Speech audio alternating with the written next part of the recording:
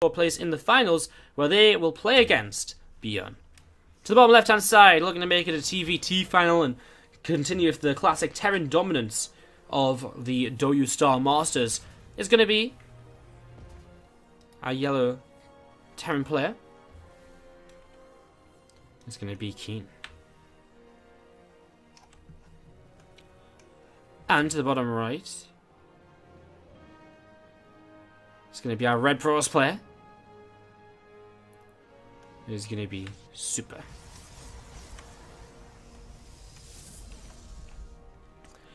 So we go into this PvT. We've seen a little bit of PvT on this match, on this map earlier. We saw a matchup earlier between Billowy and Bjorn, and this map was actually going Billowy's way, but Bjorn took some great fights.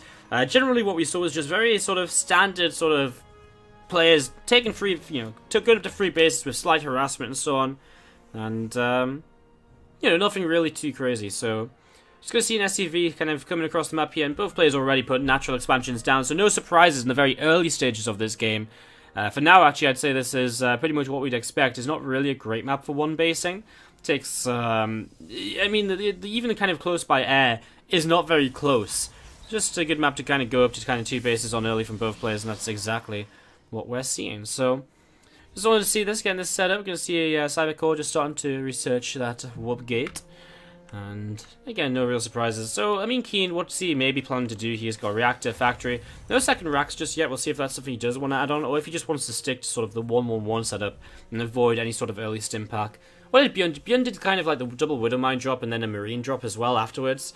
It was a, it was a mix of things, and neither of them actually turned out very well at all. As we're going to see a Stargate as the choice of player from Super, which can work out because it's, it's fairly close by air still. Again, as I mentioned, it's not the closest by air distances. It's not like Ulrena close by air, but it's still pretty decent. So as long as he doesn't get stuck on these air blockers, which have been a bit of a nuisance, I've multiple times playing this map kind of sent out my drops, and I sent out like 4 medevacs or something. I'm like, yeah, I'm gonna doom drop this guy. He's gonna be so afraid. He's gonna like lose everything. I go over to my drop and start dropping. I'm like, oh wait, why is there only 1 medevac here? And like the other 3 medevacs are like chilling, like stuck in this corner or something. Can't get into the base. Pretty funny. Anyways, Oracle is on the way up now from Super, and is going to be looking to get across the map, try and get some damage done in the very near future. And there is a third CC coming in quite quickly from KeeN, so just playing with a 1 gas opening. With that Cyclone being a little bit cheaper nowadays, it means you can get into the Cyclone nice and easily, and I imagine you'll go into a medevac just to drop some Marines perhaps, or just to keep the Marines healed up, as the Reaper does pick up a probe kill out on the map. So there's a Dep going to try and chase that away. And we do see a second racks being added on now as well. So actually we didn't see, sorry, I assumed that was a starport. We actually see the second racks, which makes a lot more sense with there's only been kind of 1 gas opening. Very hard to afford a starport as well off of just 1 gas if you were going to build that Cyclone. He probably could have got it more or less, but wouldn't have had so much gas in the bank, of course. As we do see 2 Adepts coming across the map, the Oracle is on the way over to the second Oracle, also building right now. If we have a look in the main base of KeeN, he doesn't really have much anti-Oracle. Yeah, okay, he actually has a fair few Marines to Cyclone, but no turrets in location, so he has to make sure he gets into the right position, which he's going to start doing right now, but it's a little bit late, so the Dep's already doing a little bit of damage, but he pulls SCVs into this, which I think is probably the better response, and, just get a bit of damage done. Cyclone comes and wards the Oracle away, and one Adept gets out of there. How much damage was done? Was that really 5 workers killed? 5 SCVs killed? Wow. I didn't realize there was so many. It looked like 2 or 3, but 5? Pretty decent job so far then by Super. Some nice little bit of damage to get us started with here. As we're going to be seeing this third Nexus being added on from our Protoss players. So just going up to the free base nice and quickly. Sort of as we mentioned earlier, just going up to free bases is going to be sort of the go-to thing to do on this map. And sometimes even a bit more greedily than you usually would, like what KeeN is doing with this third orbital command coming up in the main base as well. There's them Oracles having a little bit of a cuddle with the air blockers here. As we will see with 2 of them, he'll continue to come in, scout, maybe drop a revelation on these Marines to keep track of them. Be somewhat surprised if he didn't revelate those Marines. At the same time, I guess, what's he already seen? He hasn't seen much. He doesn't know about the third base, so it's not like he's got a reason to be feeling particularly safe. As he tries to get away here, Oracle does get away because the Cyclone has lost its vision and can't keep the lock on through the lack of vision there. So a couple of Oracles getting out. And we'll see a Void Ray actually being added on as well, which might just be sort of... We see a Void Ray not very commonly in the PvT, but we see it now and then as a way to actually, on some of these maps, kind of defend sort of drops and so coming in. Sometimes just against Liberators or so as well, it can be very useful too. against just harassing Liberators. I'm trying to think, I think sometimes on Dusk Towers, there's a few pros players for a while in the Douyu Star Masters who like to go for like a single Void Ray and just park it like just to the right hand side of their main base. Obviously, again, it's very good against the the Liberators as well, so it's better to do on a map where you might expect some Liberators being troubling to deal with, which I guess on this map is a possibility. Holy crap. This, my chat literally just loaded like 1,000 things. Like, Jesus Christ. My chat literally just like loaded. I was thinking like the chat's gone weirdly quiet. I was like, this chat's gone really quiet, and then all of a sudden like the chat explodes. And finally, I don't know, the stream went down? How long did it go down for? I think it only... Yeah, I only dropped like 100 frames. I don't know what it is. The last couple of days my internet's been a little bit wonky here, so I'm not too sure. Anyway, we see a Robobay is on the way up. We see a Blink upgrade coming into play as well. And we see a couple of Oracles coming back into. We saw this Oracle just about staying alive previously, which is nice, as we're just going to be seeing the Marines pushing those away. So Oracle's doing a little bit more damage here. We still see Super in a pretty good position so far. An Observer just sat over to the left-hand side, and a few Marines just coming in and seeing if they can intercept these Oracles. Could be pretty nice, especially that one on low health. KeeN sees it, stims. That's going to be one dead Oracle, surely. And there it does, it goes to go down. So just down to one Oracle now, unfortunately, for Super. As we're just going to be seeing him. Well, if a Warp Prism coming across the map, he's going into Colossus production again with the Robobay. I mean, he might go Disruptors, but Colossi seem to have been kind of the player of the day-to-day, and there is immediately a Colossus and Extended Thermal Lance on the way. That Void Ray is just patrolling over to the left-hand side as well. And we're all going to be seeing the Warp Prism, well, deflected straight away too. So both players playing pretty well in the sense that they're sort of just deflecting each other, not really taking any damage. Chinese cast is just pointing out this Void Ray, which again is just positioned to try and defend these, you know, drops from the main into the main base and so on right now. Yeah, it's an interesting kind of little addition that some players like to use, some players don't. You can see this Oracle will take a little bit of damage from a Marine or two. As we'll see the Oracle just continue to head over to the right-hand side. Stalker's going to pick off a Marine there, and we're going to see +2/+2 upgrades coming down now as well for our Protoss players. So really kind of going heavy on these upgrades. 2/2 also on the way for KeeN, as we'll see Oracle Revelation, keep track of that army. It's the exact sort of thing that Super wants here, as we'll see a scan. And that will reveal, of course, the 4th base building for Super 2. So, at this point in the game, KeeN's actually going to opt to go for more Medivacs rather than continued Liberator production. So, a little bit different to how Bjorn was playing this out. Bjorn playing with kind of 4 Medivacs and then into a bunch of Liberators. Whereas, yeah, it was it's kind of interesting. Anyways, so, we're just going to be seeing these Medevs and Stalkers sort of just kind of coming forwards here and blinking around a little bit. You'll see the Widowmine just going to be coming in. Doesn't get a connection though. So I was just making sure that the stream's okay, guys. So it looks as though we are. So let's focus on the game. Perfect. So 2/2 upgrade is going to be finishing here. So slight kind of upgrade timing for Super does open if he wants to try and utilize that. I mean 2/2's not too far away though from KeeN, so you can see him loading up 4 Medivacs, and well, if he starts to drop, maybe we'll see that Void Ray coming into play here. So well, let's see what happens. We're going to see this Void continue to move around. This Oracle trying to come back as well. Where did the Medivacs go? Did they go up to north? Okay, they went up north. So he's actually going to try and drop the 4th base. Scanning there again. I mean, this is the problem though. The main army is out over here. There's only 2 Liberators, so he doesn't have very much zone control either. And we're just going to be seeing the Medivacs just kind of going up north and coming along the right-hand side. So Oracle just coming in, revelating again down to this army. It's actually interesting that Super hasn't done anything to kind of take advantage. I mean, I don't know if he just didn't realize the lack of units. Maybe he feels there's a lack of units and he wants to get back, get ready to defend from this drop. There's actually a fairly reasonable kind of explanation as to why he fell back here. So we do see this army immediately going to be spotted by a pylon up north, and Scan comes in and immediately KeeN will just move away from this. He knows it's not worth him fighting into that. So backing away already. We're just going to be seeing the Warp Prism just sat overhead from Super. So Warp Prism just sat overhead. The single Adept going to come in and chase. Actually, this Warp Prism, if that goes down, it's a little bit annoying. Has to rebuild that if he wants to keep on being aggressive. Stalker's blinking forwards though. You see an Oracle over here. Another nice Revelation hitting on a few of the Liberators. As we'll see, everything joined together. The Liberators need to get into this army, get into position here. Stalkers once again leading the charge. Here we go. Liberators coming in. No Widowmines or anything mixed in with this at all, so no kind of splash damage to help with those Adepts. As we see the Colossi in the back, 3 of them now. That's when this, begins to get a little bit scarier. And as we mentioned earlier on this map, there is kind of this very wide open space before you reach the bases of your opponent. And so Liberators, for example, don't do so well in this more kind of open area. So we can see Super kind of able to kind of move around the Liberators to some extent. And we're going to see him shading some depths up. Oh, these Liberators out on their own. That's going to be at least one going down.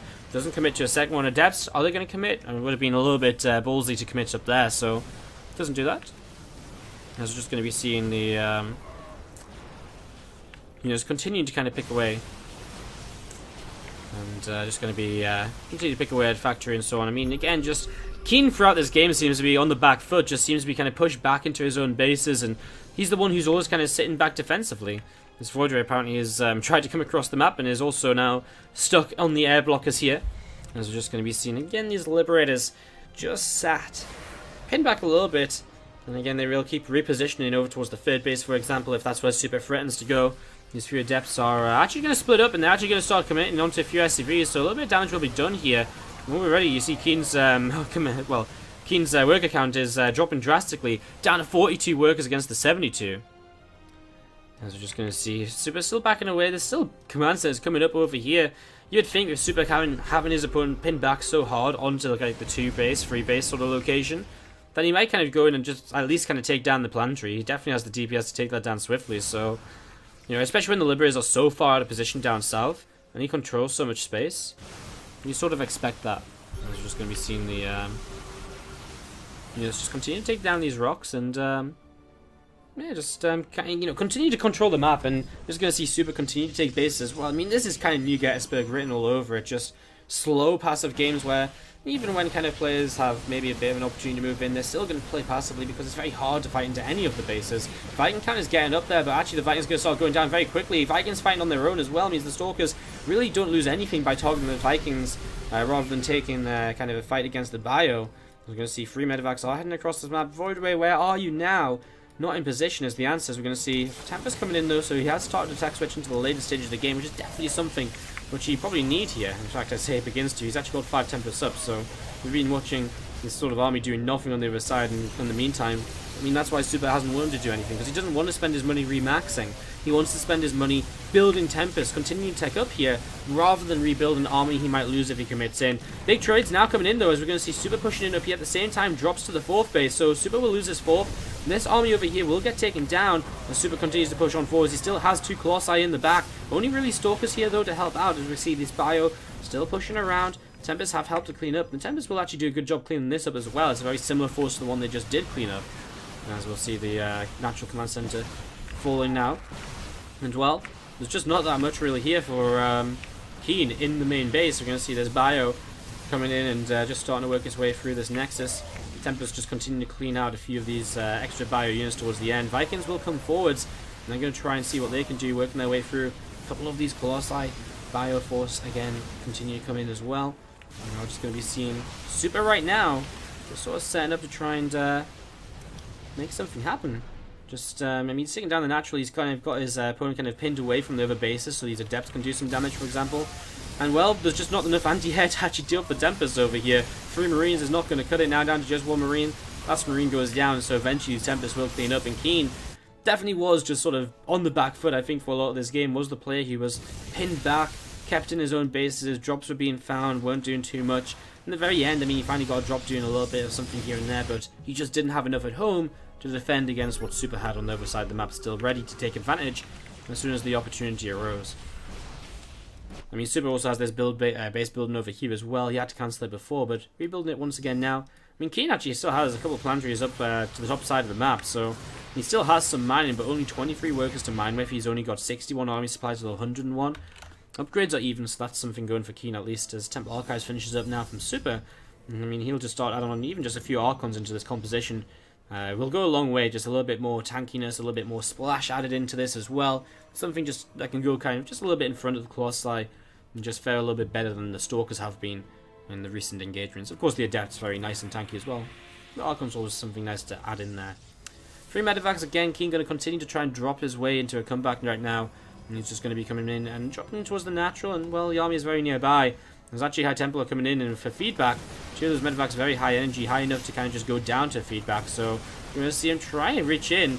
Doesn't quite get in range. He's got 2 Templar here. You're going to see this bio getting picked off though. So I mean, the medevacs begin to escape, but only because they leave the bio behind. And actually now the Tempest coming into play. So those medevacs got cleaned up, and again, it's just not the damage which KeeN needs to get done. In fact, he didn't really even do any damage here. He maybe cleaned up kind of a couple of units, but that's about it. I'm just going to see KeeN moving onto the map. Again, a very tough situation for him to return from now. As we'll just see Super just collecting everything together. You'll see that 5th base from KeeN set up to the top side. A few more Marines and Marauders coming out as well. I'm just going to be seeing the Rocks getting taken down. I mean, Super just wants to open a faster attack path for himself. Get across that map. And utilize this honor. I mean, he's maxed out. He's got nothing to wait for anymore. He's been cleaning up a lot of drops very effectively. He'll know that. As these Vikings come in, they'll start to target down the mothership called the Void Ray, but wow, they just don't last long enough at all against those Stalkers. They're once again out on their own, a mistake we saw earlier from KeeN as well. And he throws out the half English, half Korean GG. Just a bit of mix of both, half and half. King Sejong Station. To the top left-hand side of the map, our yellow Terran player. Let's hear it, guys, if you're going to be cheering on KeeN. And down to the bottom right-hand side, our red Protoss player. Let's hear it, guys, if you're going to be cheering on the player who is currently leading in this series, looking to make it a PVT Finals. It's going to be Super. So hopefully we've gotten past a few stream kind of crashes and stuff that's going on, guys. Again, obviously apologies for that. Not really. I don't know. I think my internet's just a little bit dead. Apparently BT blew up the other day or something. I don't know. I don't know what happened, but the internet's been a little bit on and off lately, so hopefully it's not too frustrating for you guys. I know it's obviously frustrating when this stream stops, but hopefully it's only down for a short amount of time and then it comes back and stuff like that.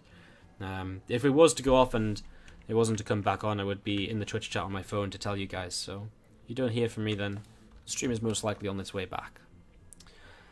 But hopefully we don't crash at all. Hopefully we just stay alive and continue on.